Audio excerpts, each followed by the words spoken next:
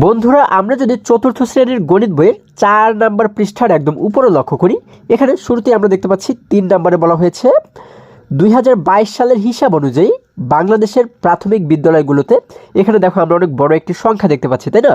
বলা হয়েছে এতজন শিক্ষার্থী ছিল। সংখ্যাটি কিভাবে পড়ব ও লিখব। আচ্ছা, এখানে আমাদের বলা হয়েছে যে 2022 সালের হিসাব অনুযায়ী বাংলাদেশের যতগুলো প্রাথমিক বিদ্যালয় রয়েছে সবগুলো বিদ্যালয়ে এই দেখো এই যে সংখ্যাটি দেখতে পাচ্ছি এতজন শিক্ষার্থী ছিল। এবার বলা হয়েছে এই সংখ্যাটিকে আমরা কিভাবে পড়ব ও লিখব। তাহলে এই সংখ্যাটি কিন্তু অনেক বড় একটি সংখ্যা, তাই না? এবং আমরা কিন্তু এর আগেও শিখেছি যে এই সমস্ত বড় সংখ্যাগুলোকে কিভাবে আমরা খুবই সহজেই পড়তে পারি, তাই না? আচ্ছা, আমরা কি জানি? আমরা জানি এই বড় সংখ্যাগুলোকে পড়ার জন্য আমরা শুরুতে যে কাজটি করব সেটি হচ্ছে কমা ব্যবহার করে হাজার এবং লক্ষ এই দুটি ঘরকে আমরা আলাদা করব, তাই না? হাজার, লক্ষ এবং কোটি, ঠিক আছে? এই তিনটিকে কিন্তু আমরা আলাদা করব। দেখো কিভাবে। আমরা জানি যে কোনো সংখ্যার একদম ডান পাশে যে থাকে বা যে অঙ্কটি থাকে এটিকে বলা হয় একক, তাই না? একক, এটি হচ্ছে দশক, এটি শতক, এটি হাজার। তাহলে হাজারের ঘরে আমরা দেখতে পাচ্ছি কত? 6 রয়েছে, তাই না? তাহলে 6-এর আগে এই জায়গাতে আমরা একটি কমা দিলাম। আচ্ছা, তাহলে এটি হচ্ছে হাজার, এরপরে এটি হচ্ছে অযুত, এটি হচ্ছে লক্ষ। দেখো লক্ষর ঘরে আমরা দেখতে পাচ্ছি রয়েছে শূন্য, তাহলে শূন্যের আগে এই জায়গাতে আমরা একটি আবারও কমা দিয়ে দিলাম, তাই না? আচ্ছা, আমরা এখানে আরও একটু কমা দিলাম। এরপরে দেখো এটি হচ্ছে আমরা কত পেয়েছি? হাজার, হাজার, অযুত, লক্ষ, এরপরে এটি হচ্ছে নিযুত এবং এই 2 হচ্ছে কোটি। তাহলে কোটির ঘরে আমরা পেয়েছি হচ্ছে 2, তাহলে 2-এর আগে আমরা এই জায়গাতেও একটি কমা দিয়ে দিলাম। দেখো এখানেও আমরা একটু কমা দিয়ে দিলাম। তাহলে এই যে কমা আমরা ব্যবহার করেছি, দেখো এই কমাটি দ্বারা আমরা কিন্তু এখানে হাজারের ঘরটাকে আলাদা করেছি, তাই না? অর্থাৎ এখানে কিন্তু মোট 46,000। এই যে ঘরটা এইখানে আমরা দেখতে পাচ্ছি 46, তাহলে এই 46 হচ্ছে হাজার। তাহলে এবারে এই যে কমা আমরা দেখতে পাচ্ছি, দেখো এই কমার ভিতরে অর্থাৎ এই 2 কমার মাঝখানে এখানে যে সংখ্যাটা আমরা দেখতে পাচ্ছি, দেখো এখানে রয়েছে কিন্তু 10, তাই না? তাহলে এটি হচ্ছে কিসের ঘর? এটি কিন্তু লক্ষর ঘর, তার মানে 10 লক্ষ। এবং এই যে প্রথমে যে কমাটি দেখতে পাচ্ছি এই কমার আগে রয়েছে শুধুমাত্র 2, তাহলে এই 2 হচ্ছে কি?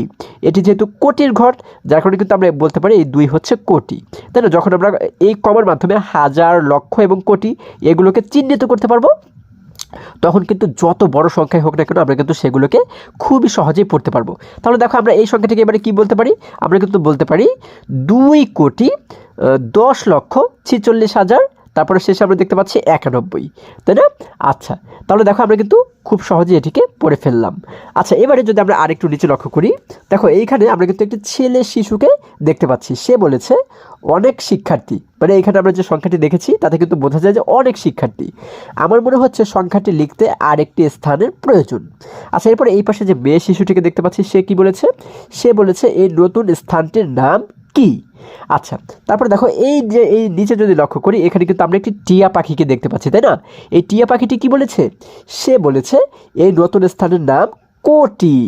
আচ্ছা, 1 কোটি হলো 10 নিযুত এবং 10 নিযুত এবং লেখা হয় এই দেখো এইভাবে করে 1 কোটি লেখা হয়। অর্থাৎ একক, দশক, শতক, হাজার, অযুত, লক্ষ, নিযুত এই প্রত্যেকটি ঘরে আমরা এক একটি করে শূন্য দেব এবং কোটির ঘরে গিয়ে আমরা 1 দেব, তাহলে হয়ে যাবে 1 কোটি। ঠিক আছে? আচ্ছা, এবারে দেখো আমরা একটু নিচে লক্ষ্য করলে কিন্তু আমরা স্থানীয় মানের একটি ছক এখানে দেখতে পাচ্ছি, তাই না?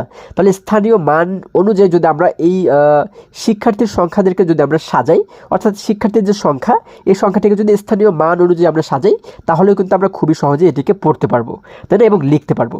আচ্ছা, দেখো আমরা যদি এখানে লক্ষ্য করি, আমরা কিন্তু জানি যে স্থানীয় মানের একদম এখানে শেষে এখানে থাকে হচ্ছে কি একক, তাই না? তার আগে থাকে দশক, শতক, হাজার, অযুত, লক্ষ, নিযুত, কোটি। আচ্ছা, এবার আমরা যে সংখ্যাটি দেখেছি আমাদের প্রশ্নে, তাই না, সেই সংখ্যাটিকে আমরা কি করলাম? এককের জায়গাতে একক লিখে দিলাম, দশকের জায়গাতে দশকের যে সংখ্যাটি সেটিকে লিখে দিলাম, শতকের জায়গায় শতক, হাজারের জায়গায় হাজার, এইভাবে করে কিন্তু আমরা একক থেকে শুরু করে কোটি পর্যন্ত প্রত্যেকটি সংখ্যাকে আমরা সাজিয়ে দিলাম। ঠিক আছে? এবারে দেখো আমরা এই যে 2কে দেখতে পাচ্ছি, 2 হচ্ছে কার ঘরে রয়েছে? কোটির ঘরে রয়েছে। তার মানে কিন্তু আমরা বলতে পারি 2 কোটি।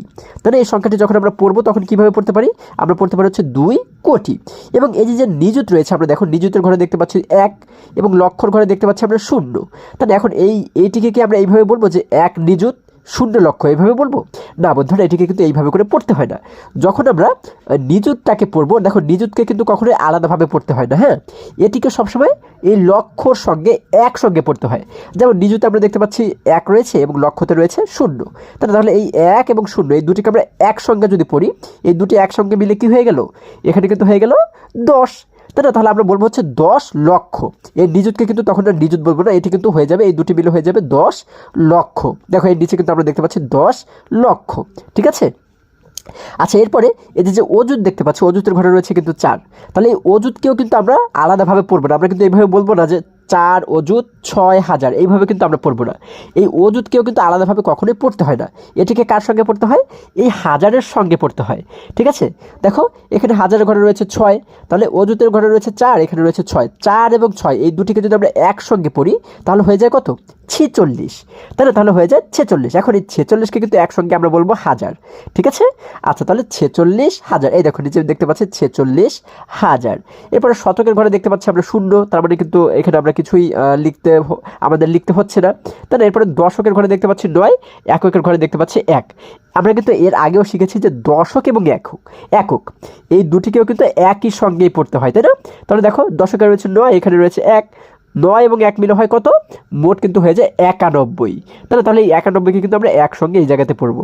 তাহলে এই সংখ্যাটিকে আমরা এবারে কীভাবে করে পড়তে পারি বা কত বলতে পারি?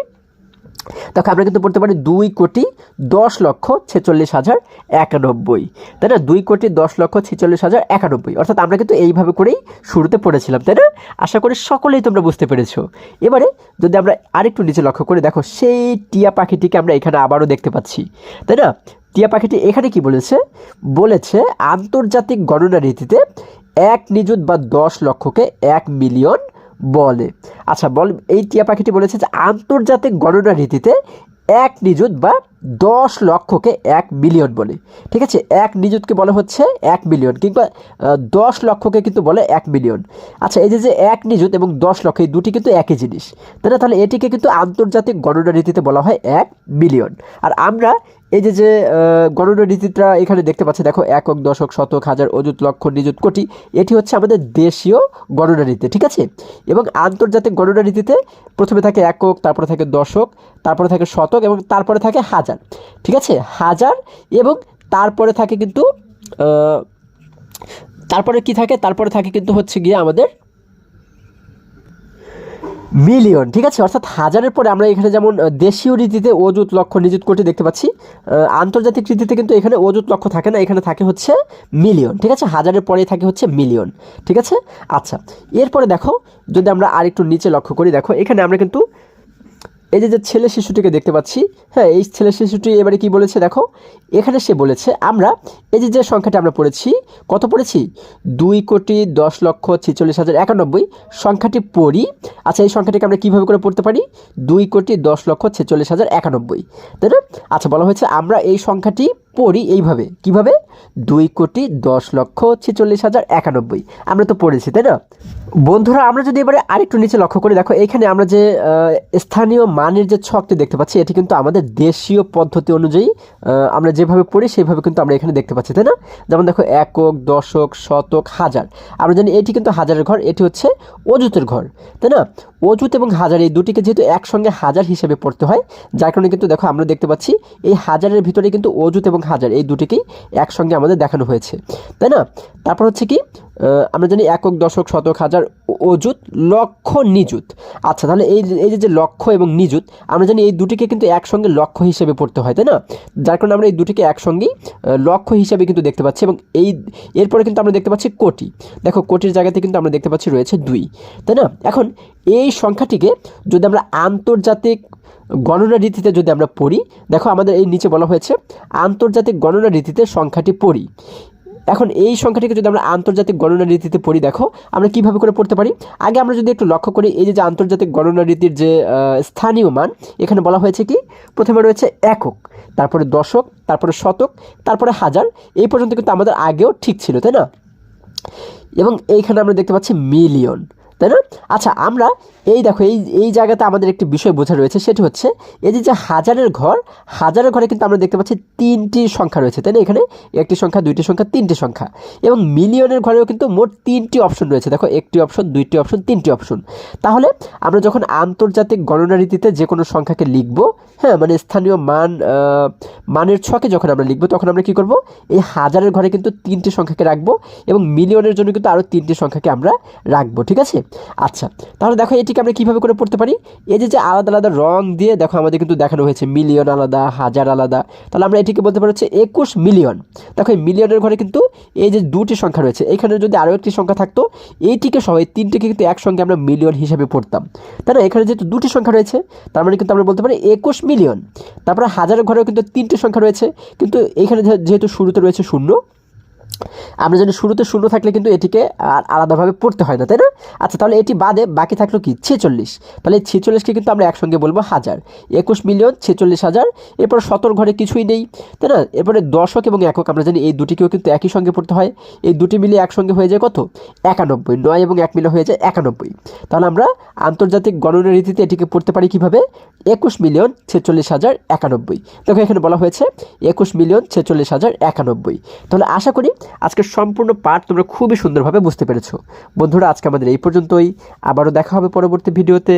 আর হ্যাঁ, তোমরা যদি আমার চ্যানেলে নতুন হয়ে থাকো তাহলে এখনই চ্যানেলটি সাবস্ক্রাইব করে পাশে থাকো, যেন আমার যে কোনো ভিডিও আপলোড করার সাথে সাথে খুব সহজেই তোমরা সেটি পেতে পারো। সকলে ভালো থাকো, সুস্থ সবল থাকো, এই কামনা করে শেষ করছি। ধন্যবাদ সকলকে।